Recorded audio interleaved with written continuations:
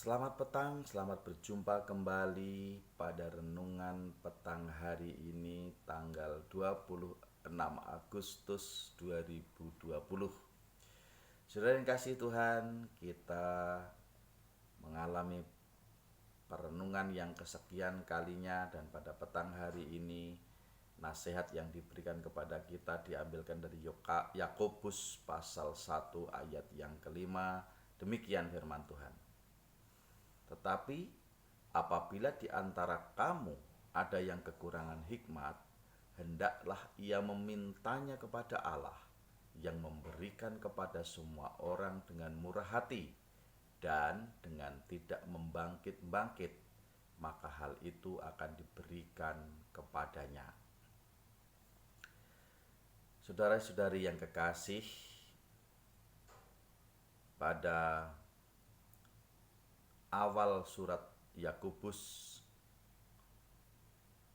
di sana dikabarkan tentang pencobaan-pencobaan yang harus diatasi oleh orang-orang percaya. Dan pencobaan-pencobaan itu hanya dapat diatasi dengan hikmat. Apa itu hikmat? Hikmat adalah kualitas ilahi yang memampukan kita untuk membentuk hidup kita sesuai dengan kehendak Allah, dengan akal sehat kita. Artinya bahwa kita hidup di bumi ini dikehendaki oleh Allah untuk menyembah Allah, untuk menuruti kehendak Allah, untuk mengikuti tuntunan, bimbingan, dan penyertaannya. Dan kemudian Tuhan memberikan kepada kita talenta, Tuhan memberikan kepada kita kekuatan, Tuhan memberikan kepada kita kelebihan-kelebihan dan juga kekurangan-kekurangan. Kita dapat memahami bahwa hidup kita dituntut oleh Allah untuk kita dapat sesuai dengan kehendaknya. Ya, artinya bahwa hidup kita sudah ditakdirkan bahwa kita harus lahir seperti ini, di keluarga ini, di suku ini, di bangsa ini, dan kemudian Tuhan juga telah menentukan jalan-jalan hidup kita dan apa yang harus kita lalui sesuai dengan rencana dan kehendak Allah. Jika saudara dan saya memiliki hikmat Allah, maka kita akan mengenali rencana-rencana Tuhan itu di dalam kehidupan kita. Dan kemudian kita akan senantiasa berusaha berjalan di atas jalan kepercayaan dengan penuh pengandalan kepada Tuhan. Di dalam Amsal pasal 24 ayat yang ketiga dikatakan, dengan hikmat rumah didirikan, dengan kepandaian itu ditegakkan. Artinya, apa yang dibangun dengan hikmat akan dipelihara oleh pengertian, dan kemudian kita akan memahaminya bahwa kita diciptakan oleh Allah dan dikehendaki sejalan dengan kehendak Allah. Itulah hikmat. Dan saudara yang kasih Tuhan, jika saudara dan saya diperkenankan untuk mengalami ujian dan pencobaan, maka dengan hikmat kita memandangnya bahwa ujian dan pencobaan itu terjadi kepada saudara dan saya, diizinkan oleh Allah untuk kita dapat membuktikan iman kita, untuk kita dapat membuktikan bahwa kita tetap setia kepada Allah, kita mengandalkan Allah, kita tidak ingin menggunakan kekuatan kita sendiri. Nah, sehingga pencobaan dan ujian serta kesulitan yang terjadi dalam hidup kita telah diizinkan oleh Allah. Dan kemudian kita akan memohon pertolongan kepada Allah. Nah, di awal kita mendengar bahwa dengan hikmat kita mengenali potensi kita, kekuatan kita, kelebihan kita, dan juga kekurangan kita.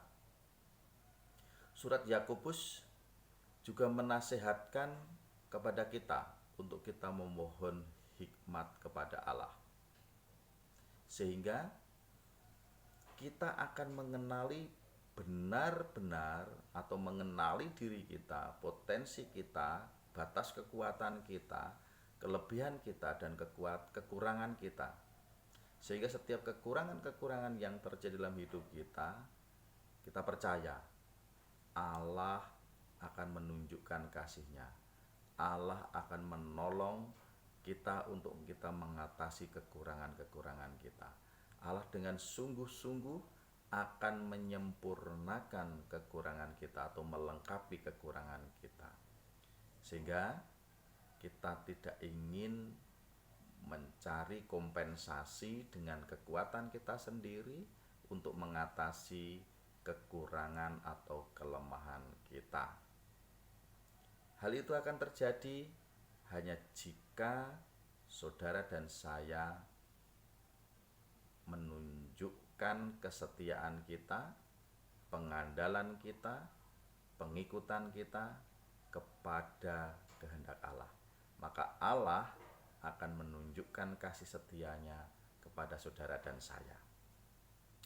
Sehingga pencobaan dan juga kesulitan-kesulitan yang terjadi dalam hidup kita itu menunjukkan bagaimana Allah dengan murah hati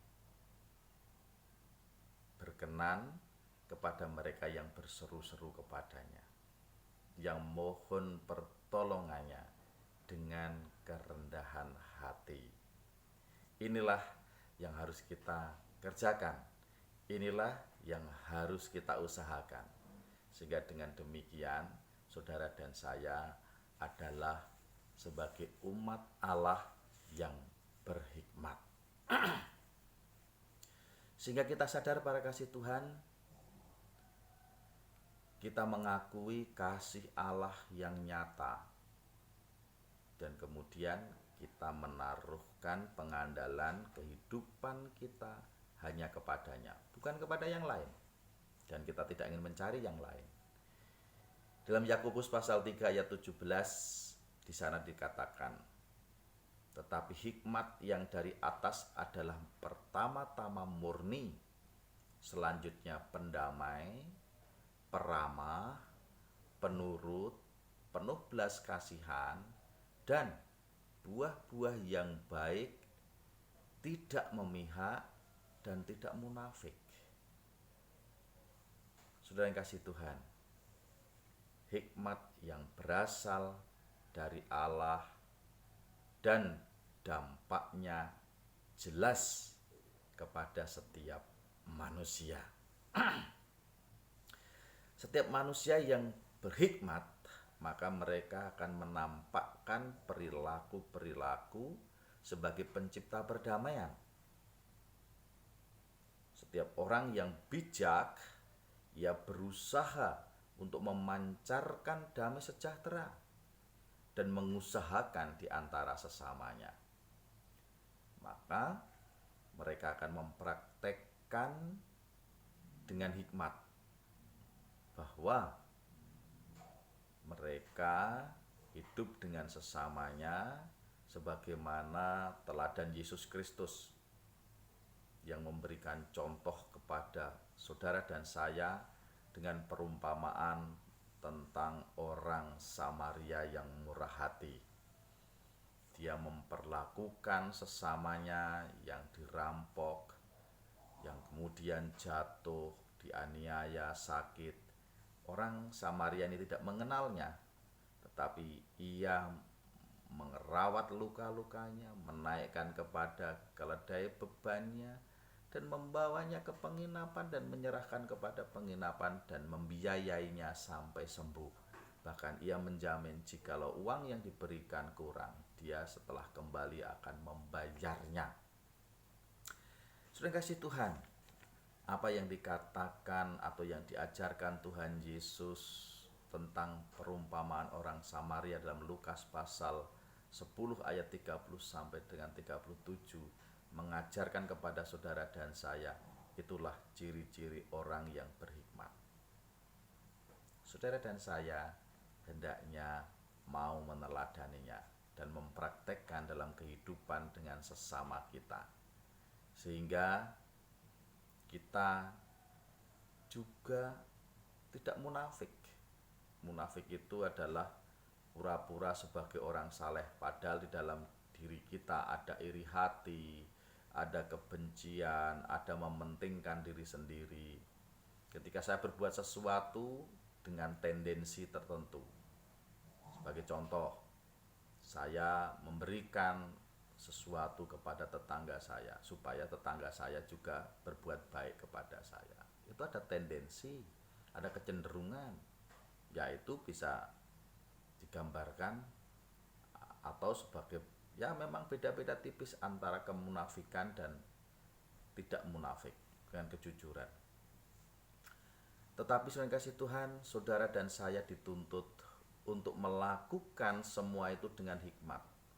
Artinya, yang tadi dikatakan dalam Yakobus pasal 3 ayat 17, bahwa kita hendaknya memberikan dengan hati yang murni, memberikannya dengan suatu sungguh-sungguh, memberikannya dengan keteladanan dengan Tuhan Yesus. Kita melakukan segala sesuatu perbuatan baik bukan didasari oleh keinginan-keinginan tertentu untuk mementingkan diri kita sendiri, tetapi seperti apa yang telah dikerjakan oleh orang Samaria. Dia tidak memiliki tendensi. Tendensinya adalah ia melakukannya hanya untuk Tuhan. Sehingga kita juga ingat apa yang dikatakan dalam Alkitab tentang seorang raja yang mengatakan, jikalau engkau melakukan kepada saudaraku yang paling hina ini, maka engkau telah melakukannya untuk aku. Kita juga ingin melakukan segala sesuatu dalam kehidupan kita dengan potensi kita, dengan talenta kita, dengan kekuatan kita, dengan kelebihan kita, bahkan juga dengan kekurangan kita. Semata-mata kita ingin melakukannya untuk Tuhan. Marilah kita juga ingin melakukan segala sesuatu yang berkenan hanya kepada Tuhan. Para kasih Tuhan, kita juga ingin mendengar nasihat sekali lagi dalam Yakobus pasal 3 ayat yang ke-14. Kita diingatkan agar kita tidak iri hati, tidak mementingkan diri kita sendiri, tetapi marilah kita ingin melakukan segala sesuatu dengan ketulusan sebagai ciri khas orang-orang bijak. Hidup kita dan juga sidang jemaat akan berhasil baik, akan berada dalam kualitas kehidupan yang didasari oleh hikmat Allah, hanya jika setiap dari kita berusaha untuk memiliki hikmat Allah, merindukan dan mengusahakan untuk memiliki hikmat Allah. Bagaimana caranya? Saudara dan saya hendaknya selalu mencari pertolongan Allah. Kita mohon kepada Allah agar Allah selalu memimpin hidup kita, agar Allah selalu menyertai hidup kita, agar Allah selalu memberikan Roh Kudus kepada kita, dan juga menyertakan malaikat untuk memimpin kita di atas jalan kepercayaan, sehingga kita akan menyadari bahwa hidup kita sesuai dengan kehendak Allah, dan pada akhirnya kita akan berkenan kepadanya. Mari para kasih Tuhan, kita tunjukkan hikmat Allah ada pada kita, sehingga kita melakukan segala sesuatu dengan penuh syukur. Kita melakukan segala sesuatu di atas bumi ini sesuai dengan rencana-rencana Allah. Para kasih Tuhan, saya doakan semoga Tuhan Yesus, teladan kita, Tuhan kita, pemandu kita, penunjuk jalan kita, senantiasa mengaruniakan Roh Kudus dan malaikat untuk kita mampu berjalan di atas jalan kepercayaan, dan kemudian kita mengikutinya dengan penuh kesetiaan, sehingga kita tidak memandang segala ujian dan pencobaan serta kesulitan hidup yang terjadi pada saat ini sebagai suatu hukuman, tetapi justru kita akan mengenali kasih setia Tuhan yang nyata, yang pada akhirnya kita akan berseru-seru kepada Tuhan siang dan malam, dan kita akan berkata, Tuhan Yesus, datanglah segera, jemputlah jiwa kami dan terimalah kami di dalam tangan kemurahan-Mu. Amin.